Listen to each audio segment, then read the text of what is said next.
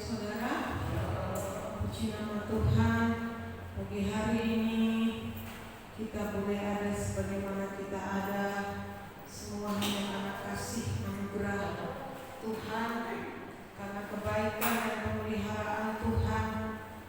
Walaupun secara manusia hidup itu tidak gampang, Bapak Ibu Saudara. Hidup itu tidak semudah apa yang kita pikirkan. Bahkan seringkali apa yang sudah kita rencanakan, apa yang sudah kita tata sedemikian rupa, tapi seringkali itu tidak sesuai dengan apa yang kita rencanakan. Tetapi tetap kita harus yakin dan percaya bahwa segala sesuatunya, kalau kita menyertakan Tuhan, kalau kita melibatkan Tuhan dalam kehidupan kita, maka cepat atau lambat pasti ada pertolongan Tuhan. Sebab pertolongan Tuhan itu tidak bisa kita ukur dengan ukuran kita. Sebab kalau kita ukur dengan ukuran manusia, kita pasti maunya itu cepat. Benar ya saudara? Pasti maunya itu kita cepat saja ditolong sama Tuhan. Itu ukuran kita manusia. Tetapi beda dengan ukuran Tuhan. Beda dengan ukuran Tuhan. Oleh sebab itu biarlah kita mau belajar untuk menyerahkan hidup kita sesuai dengan ukuran Tuhan, bukan ukuran manusia. Kalau ukuran manusia, ukuran kita maunya instan saja, ya. Maunya kita cepat dapat pertolongan, cepat dapat kesembuhan, cepat jadi kaya, cepat dapat diberkati. Itu maunya kita manusia. Tetapi tidak seperti pemikiran Tuhan. Seringkali Tuhan itu mengapa tidak cepat dalam menolong? Sebab Tuhan mengizinkan adanya proses, adanya pembentukan karakter kita masing-masing. Tuhan maunya kita ini setia, tulus, ikhlas untuk selalu mencari Tuhan. Walaupun pertolongan itu tidak cepat datang, tetapi kita harus tetap setia kepada Tuhan. Amin saudara. Walaupun seringkali kita tidak lihat pertolongan itu, kita belum lihat kesembuhan, kita belum lihat berkat itu secara mata jasmani kita, tetapi Tuhan mau bahwa kita itu tetap setia, kita tetap tulus mencari Tuhan, kita tetap sungguh-sungguh mencari Tuhan. Oleh sebab itu mari kita belajar bahwa kehidupan kita itu harus selalu berserah kepada Tuhan, harus selalu berjalan di dalam kehendak Tuhan, bukan kehendak kita, bukan kemauan kita. Ya Bapak Ibu Saudara, mari puji nama Tuhan. Kita akan belajar firman Tuhan dari Rasul Paulus yang kita akan baca dalam kitab Filipi pasal yang keempat. Kita belajar dari kehidupan Rasul Paulus. Filipi pasal yang keempat ayat yang ke-10 sampai ayat yang ke-20. Bapak Ibu Saudara bisa baca di Alkitab saudara masing-masing dalam Filipi 4 ayat yang ke-10 sampai ayat yang ke-20. Judul perikopnya terima kasih atas pemberian jemaat. Ini adalah surat Rasul Paulus yang ditulis ketika dia ada di dalam penjara. Jadi kitab Filipi ini adalah surat yang ditulis oleh Rasul Paulus yang ditujukan kepada jemaat yang ada di Filipi ketika dia ada di dalam penjara. Filipi 4 ayat yang ke-10 sampai ayat yang ke-20 saya akan bacakan secara perlahan-lahan. Bapak Ibu Saudara bisa simak di Alkitab. Ayat yang ke-10 mulai. Aku sangat bersukacita dalam Tuhan bahwa akhirnya pikiranmu dan perasaanmu bertumbuh kembali untuk aku. Memang selalu ada perhatianmu, tetapi tidak ada kesempatan bagimu. Kukatakan ini bukanlah karena kekurangan, sebab aku telah belajar mencukupkan diri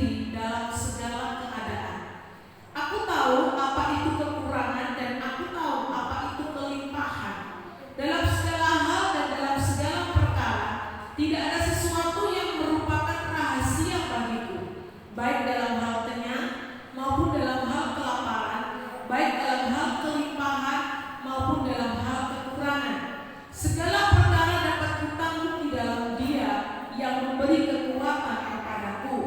Namun baik juga perbuatanmu bahwa kamu telah mengambil bagian dalam kesusahanku.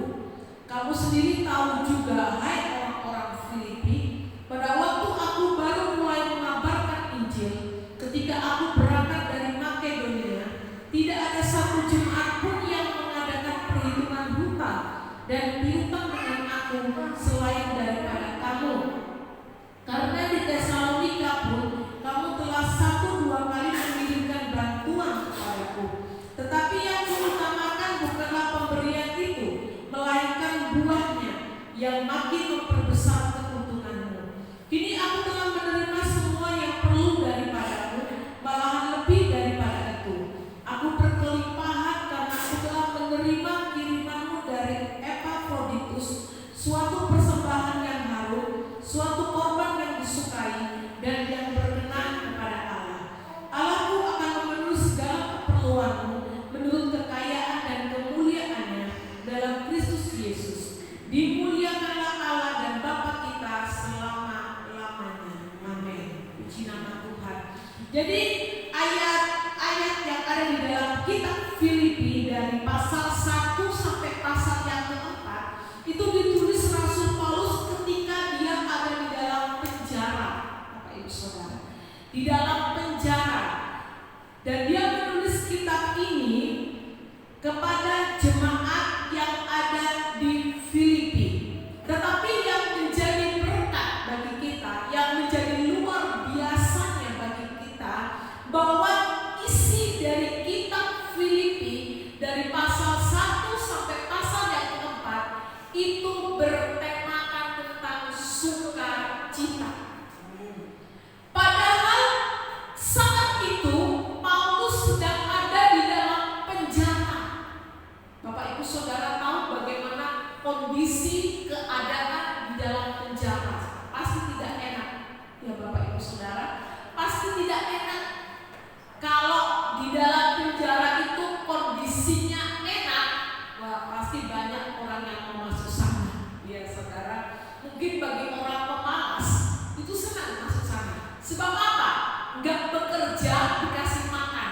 Ya Saudara, kalau di penjara kan seperti itu. Enggak usah susah-susah cari uang, enggak usah susah-susah bekerja, dikasih makan. Dikasih makan di sana. Tetapi bagi kita orang-orang yang merdeka itu enggak enak ada di dalam penjara. Sebab situasi dalam penjara itu begitu sempit, begitu pengap, begitu kumuh. Ya Bapak Ibu Saudara, begitu kotor dan dicap. Kita ini orang-orang yang di dalam penjara itu sudah dicap sebagai narapidana. Jadi di sepanjang hidupnya itu sudah ada kasus kejahatan yang pernah dia lakukan, yang pernah dia kerjakan, sehingga dia dimasukkan di dalam penjara. Nah Paulus ketika dia di dalam penjara, apakah dia melakukan kejahatan? Tidak, Bapak Ibu Saudara. Paulus di penjara karena pemberitaan Injil, bukan karena dia melakukan sebuah kejahatan, bukan. Tetapi karena pemberitaan Injil, dia dimasukkan di dalam penjara. Karena dia memberitakan Injil, memberitakan firman Tuhan, memberitakan kabar baik, sehingga orang-orang yang tidak mau terima memasukkan dan menjebloskan Paulus ke dalam penjara. Jadi dalam kondisi dia ada di dalam penjara, di dalam kondisi yang sulit, di dalam kondisi yang begitu kadangkala hilang sukacita, kadangkala kita tidak bisa bersyukur, tetapi justru Paulus bisa bersukacita di dalam penjara.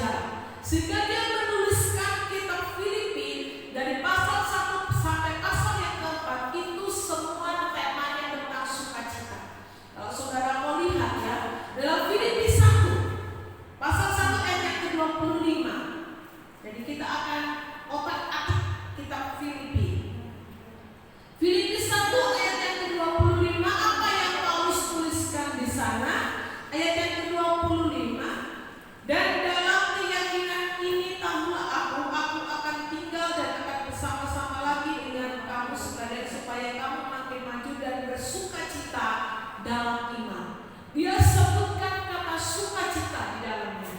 Jadi pasal 1 ayat yang ke-25, pasal yang pertama, dia sudah berkata bahwa bersukacitalah di dalam iman. Jadi dia sebutkan kata sukacita. Kemudian kita akan lihat lagi di dalam pasal yang kedua. Pasal yang kedua ayat yang ke-17 sampai ayat yang ke-18. Pasal yang kedua, tetapi sekalipun darahku dicurahkan pada korban dan ibadah imanmu, aku bersukacita dan aku bersukacita dengan kamu sekalian. Jadi dia sebutkan 2 kali bersukacita dan bersukacita, dan kamu juga harus bersukacita demikian, dan bersukacitalah dengan aku. Berulang-ulang kali Paulus katakan tentang sukacita. Itu pasal yang kedua. Kemudian pasal yang ketiga, kita akan lihat pasal yang ketiga. Coba Bapak Ibu Saudara perhatikan pasal yang ketiga. Nah, pasal yang ketiga di bagian 1a, di ayat yang ke-1a dituliskan, akhirnya saudara-saudaraku bersukacitalah dalam Tuhan. Paulus sebut lagi tentang sukacita. Kemudian di pasal yang keempat, Bapak Ibu Saudara, pasal yang keempat, ayat yang keempat, bersukacitalah senantiasa dalam Tuhan. Sekali lagi kukatakan bersukacita. Jadi berulang-ulang kali dalam satu surat ini ada 4 pasal dituliskan berulang-ulang kali tentang sukacita. Paulus berkata bersukacitalah, bersukacitalah dalam iman, bersukacitalah dalam pengharapanmu, bersukacitalah di dalam Tuhan, bersukacita. Padahal kondisinya pada waktu itu dia ada di dalam penjara, dia ada di dalam keadaan sulit, dia ada di dalam keadaan kekurangan, bukan di dalam kelimpahan. Dia berkata tentang sukacita, bukan. Jadi Rasul Paulus di dalam keadaan yang sulit, dia berkata bersukacitalah, bersukacita. Sebab Paulus tahu dan mengerti dengan betul bahwa dengan kita bersukacita, maka itu ada suatu kekuatan, ada suatu power yang akan terus memompa semangat kita, yang akan terus memompa jiwa kita untuk terus berharap kepada Tuhan. Jadi dengan bersukacita ini pengharapannya iman itu terus dipompa, saudara, dipompa. Kalau saudara perhatikan sebuah balon kalau dipompa itu semakin membesar, semakin membesar. Jadi Rasul Paulus terus memompa jemaat yang ada di Filipi ini dengan kata-kata sukacita. Selain itu dia memompa dirinya sendiri, semangatnya sendiri, jiwanya sendiri untuk terus bersukacita. Sehingga itu melahirkan sebuah kekuatan yang besar di dalam diri Paulus. Sehingga di dalam situasi sulit tetap selalu berharap kepada Tuhan. Bapak Ibu Saudara yang dikasihi oleh Tuhan, hari-hari ini bukan hari-hari yang mudah, tetapi hari-hari yang sulit. Banyak orang-orang yang berkeluh kesah mencari pekerjaan susah, menghasilkan uang susah. Sebab firman Tuhan sudah katakan bahwa hari-hari ini bukan hari-hari yang gampang, bukan hari-hari yang enak, tetapi hari-hari yang sulit. Seperti kondisi Paulus pada waktu itu ketika dia ada di dalam penjara. Tetapi firman Tuhan datang kepada Bapak Ibu Saudara pagi hari ini. Mari di dalam situasi yang sulit, di dalam keadaan yang susah, di dalam keadaan kita yang terjepit, atau mungkin dalam keadaan kita yang kekurangan sekalipun, mari kita tetap bersukacita. Sebab dengan kita bersukacita itu ada kekuatan, Bapak Ibu Saudara. Saudara bisa pikirkan secara logika kita. Ketika kita sudah susah, terus kita semakin lemah, semakin merunduk, semakin tidak berdaya, maka kita akan menjadi semakin apa Bapak Ibu Saudara? Semakin lemah. Sudah gak punya duit, loyo, udah semakin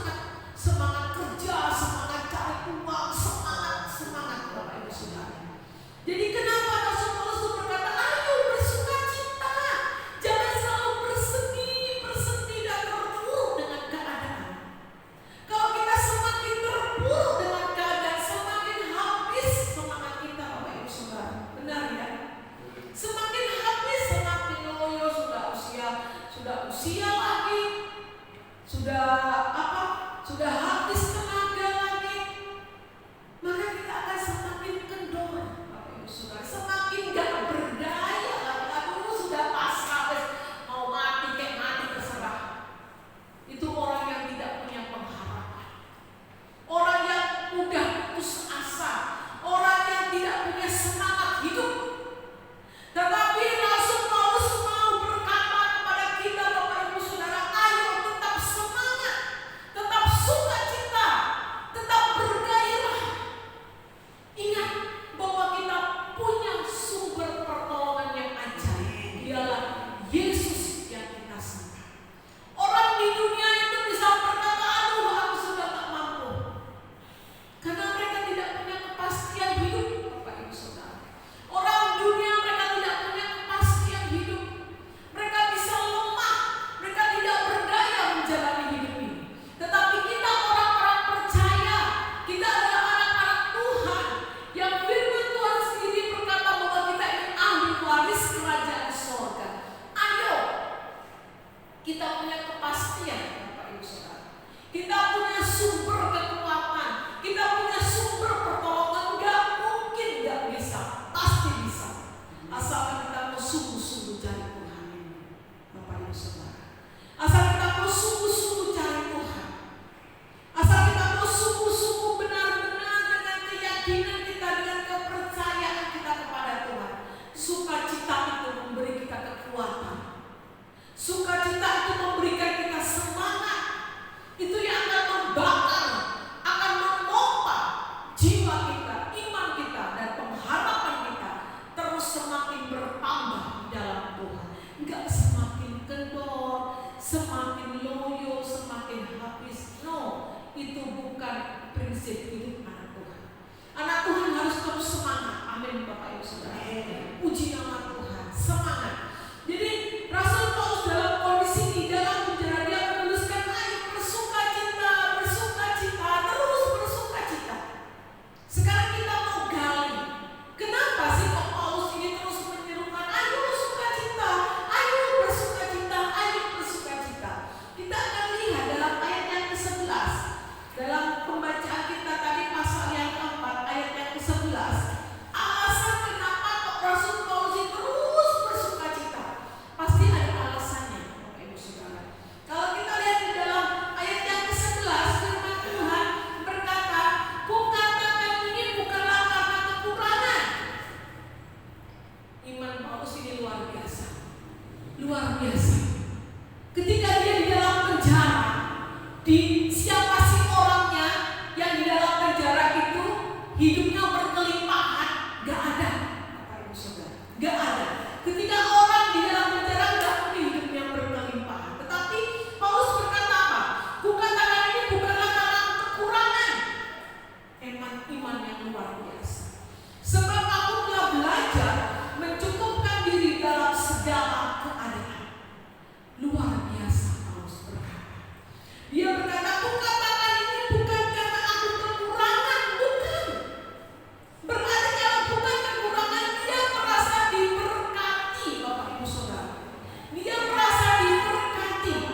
Oleh sebab itu dia berkata bahwa bukan di dalam keadaan aku kekurangan, bukan.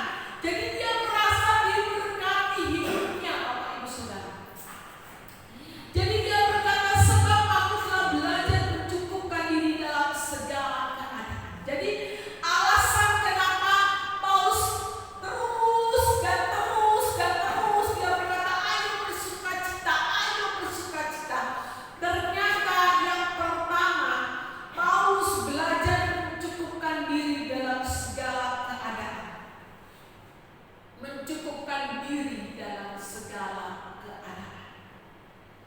Ada banyak orang itu selalu merasa kurang. Ya, Bapak Ibu Saudara, kurang. Padahal sudah bisa makan, padahal sudah bisa diberkati, padahal bisa hidup, masih kurang. Bahkan banyak orang-orang di luar sana sudah punya mobil, masih kurang. Sudah punya rumah mewah, masih kurang. Sudah punya motor bagus, masih kurang. Sudah punya motor bagus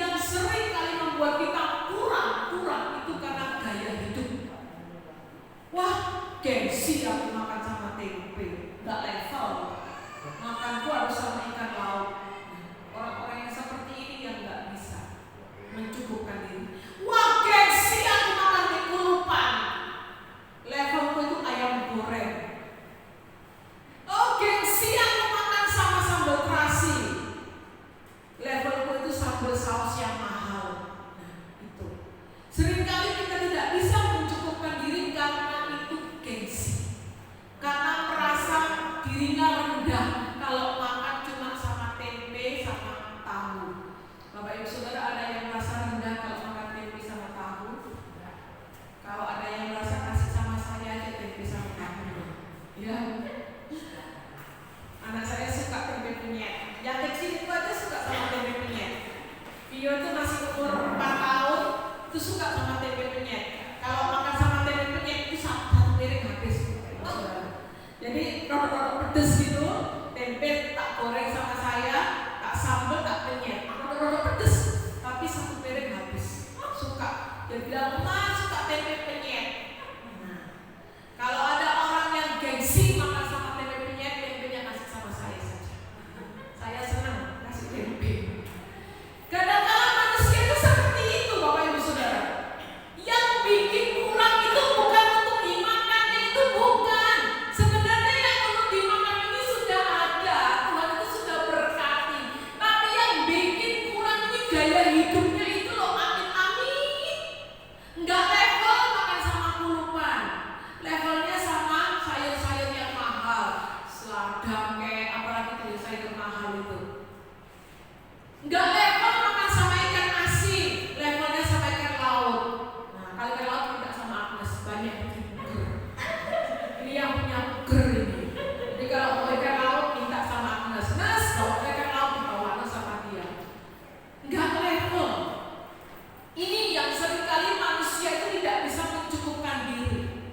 Enggak bisa mencukupkan diri karena apa? Gaya hidupnya itu. Enggak mau dikasih baju bekas orang. Kenapa enggak mau dikasih baju bekas orang? Enggak level. Levelnya sama baju yang bagus-bagus, keluaran dari butik ternama, dengan merek-merek yang ternama. Itu yang seringkali membuat kita tidak bisa mencukupkan diri, Bapak Ibu Saudara.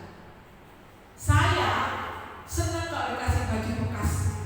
Saya seringkali banyak terima itu baju-baju bekas dari teman-teman saya. Dikasih, nggak apa-apa ya dikasih baju bekas. Loh, nggak apa-apa, ya malah senang saya. Iya kan? Ya malah senang. Kalau saya contoh tak pakai, tak ambil. Kalau memang sama saya kedodoran atau kesempitan, baru saya lempar ke orang lain. Jadi begitu Bapak Ibu Saudara. Itu ya, seringkali membuat kita tidak bisa mencukupkan diri karena apa? Gaya hidupnya itu loh.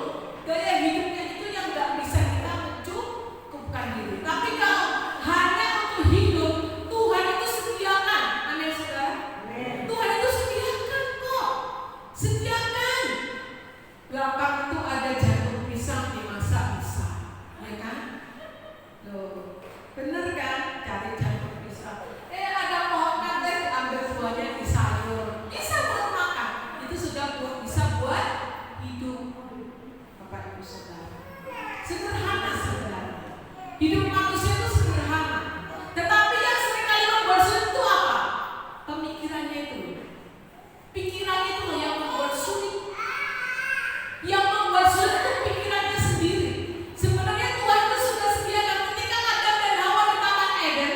Tuhan sediakan itu semua pohon-pohon, buah-buahan, semua Tuhan sediakan.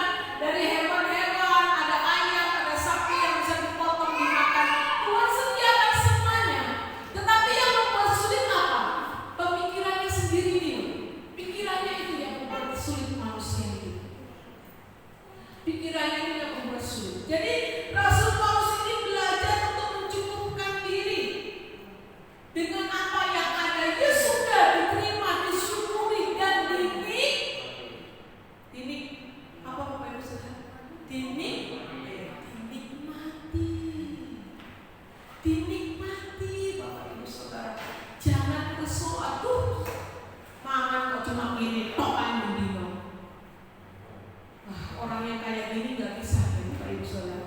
Bendino kok makannya cuma kayak gini aja. Kenapa jadi makan ayam panggang kayak koloke, kayak capjek, kayak spaghetti, kayak tekek, kayak nggak bisa Bapak Ibu Saudara.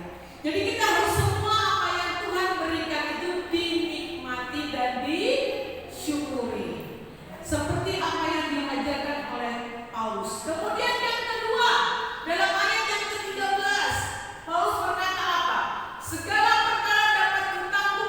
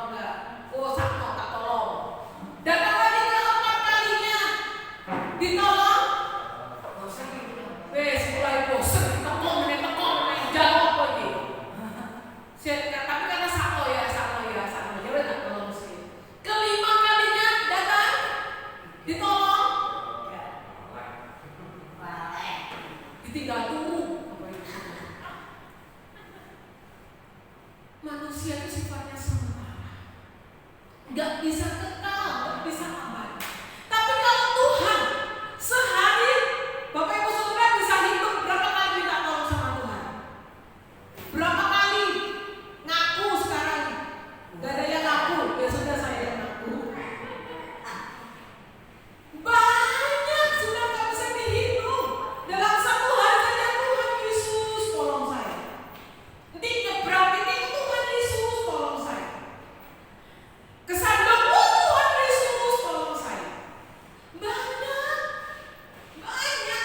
Apakah Tuhan itu pernah bosan terus ditinggal tidur? Enggak. Tuhan gak pernah bosan dengan suara kita. Bahkan Tuhan itu senang kalau kita ini berseru kepada Tuhan. Tuhan senang, sangat-sangat senang, gak bosan. Kalau manusia bosan dengan suaranya Agnes, bosan. Tekomennya Agnes ini dingin, teko sakit, tekomennya orang apa Nas? Utang duit gak? Pasti gitu ya. Tapi kalau Tuhan itu gak seperti itu. Tuhan itu gak pernah bosan. Berapa kali, beribu-ribu kali, berjuta-juta, bertriliun saudara berseru kepada Tuhan. Tuhan gak pernah bosan, malah Tuhan itu senang. Tapi ya jangan selalu minta-minta terus sama Tuhan. Datang cuma maunya minta. Tetapi datanglah kita dengan memuji dan menyembah Tuhan. Datanglah kita dengan bersyukur kepada Tuhan. Jangan cuma datang sama Tuhan minta,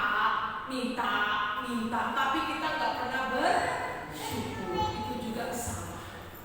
Datanglah kepada Tuhan, tanggung semua kehidupan bersama dengan Tuhan. Sebab Tuhan itu selalu ada dan menyertai kehidupan Bapak Ibu Saudara. Sesulit apapun kondisimu, keadaanmu, seterpuruk apapun keadaan kita, percaya kalau kita bersungguh-sungguh kepada Tuhan, pasti Tuhan akan buka jalan. Kemudian ayat yang ke-17 yang ketiga, ayat yang ke-17 dikatakan, tetapi yang kuutamakan bukanlah pemberian itu, melainkan buahnya yang makin memperbesar keuntunganmu. Ayat yang ke-17 mengutamakan Tuhan lebih daripada pemberiannya. Jadi ayat yang ke-17 ini berkata bahwa mengutamakan Tuhan lebih dari pemberiannya.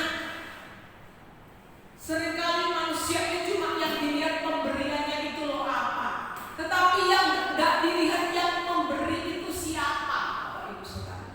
Yang dilihat cuma berkatnya. Tapi gak lihat itu yang memberi berkat itu siapa. Pokoknya yang taunya dia berkat saja, tetapi dia tidak mengenal dengan benar siapa si pemberi berkat. Saya pernah kasih ilustrasi kepada Bapak Ibu Saudara. Kalau Bapak Ibu Saudara datang ke rumah saya dan cuma cari kopi, yang saudara dapat cuma kopi, benar ya? Tetapi kalau saudara datang ke rumah saya, saudara cari saya bisa memberikan apapun lebih dari kopi, ya. Kalau Dani datang ke tempat sini cari kopi tok ae dan ucuk sing lainnya. Kopi ya, ucuk minta susu. Tetapi kalau Dani mencari saya, mencari tuan rumahnya, maka lebih dari kopi bisa saya berikan. Bisa nasi goreng, nasi soto, nasi rawon.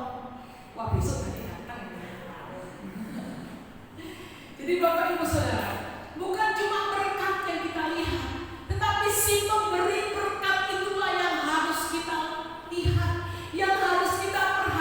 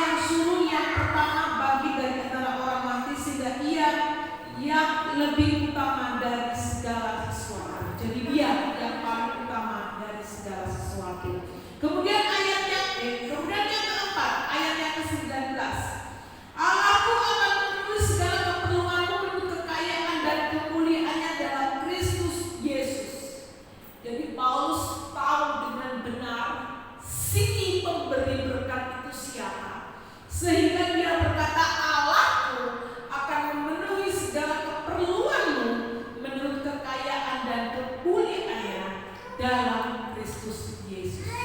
Jadi ketika dia sudah tahu siapa si pemberi itu, dia punya iman, dia punya keyakinan yang bertumbuh, yang bertambah, sehingga dia berkata bahwa Allahku yang akan memenuhi segala keperluan. Jadi dia tidak berharap kepada si penguasa, tidak. Dia tidak berharap kepada orang si A, si B, si C, si Z, tidak. Tetapi dia berharap kepada Tuhan, sehingga dia berkata, ayo bangkitlah, semangatlah, bersukacitalah senantiasa di dalam Tuhan. Ayo terus bersukacita. Bahkan dia katakan, sekali lagi kukatakan bersukacita. Jadi kitab Filipi dari pasal 1, 2, 3, dan 4 itu semuanya temanya tentang sukacita. Ketika saya ada di sekolah kitab pelajaran kelas 2 dibahas tuntas tentang kitab Filipi. Semua temanya tentang sukacita. Pasal yang pertama, pasal yang kedua, pasal yang ketiga, pasal yang keempat, itu semuanya tentang sukacita. Baru pasal yang keempat, Paulus jelaskan dengan gamblang alasan kenapa dari surat yang pertama, surat yang kedua, surat yang ketiga sampai surat yang keempat selalu dia berkata tentang sukacita. Baru dituliskan di pasal yang keempat. Ada 4 alasan. Jadi Bapak Ibu Saudara, hari-hari ini apapun yang saudara hadapi, apapun yang saudara rasakan, tetap semangat. Amin. Tetap bersukacita. Nikmati, syukuri apa semua yang Tuhan sudah berikan. Segala sesuatunya itu pasti akan baik, sesuai dengan rencana dan kehendak Tuhan. Mari Bapak Ibu Saudara yang dikasihi oleh Tuhan, jangan putus asa.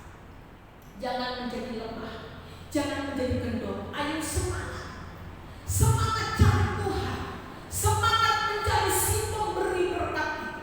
Maka berkat itu akan dicurahkan, pertolongan itu akan diberikan, jalan keluar akan dibukakan bagi Bapak Ibu Saudara. Carilah Tuhan, bukan saudara cari berkat kepada saya, tetapi carilah Tuhan si pemberi berkat itu. Puji nama Tuhan. Mari Bapak Ibu Saudara belajarlah dari Rasul Paulus yang tetap semangat walaupun dia di dalam keadaan situasi sulit sekalipun, tetap semangat di dalam Tuhan. Mari saya ajak kita semua bangkit berdiri.